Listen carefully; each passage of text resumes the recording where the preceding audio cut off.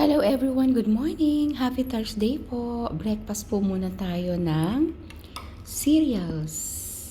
And ito po yung Glocus na biscuit. Ayan, before anything else, mag-breakfast po muna tayo para po tayo may lakas sa panibagong buhay at pakikibaka bilang OFW.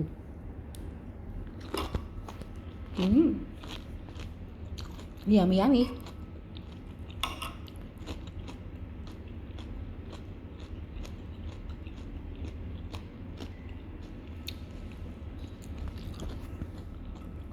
Ayan, crunchy po siya.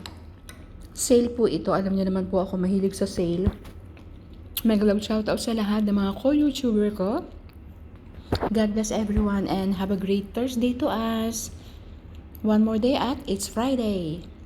So, God bless everyone.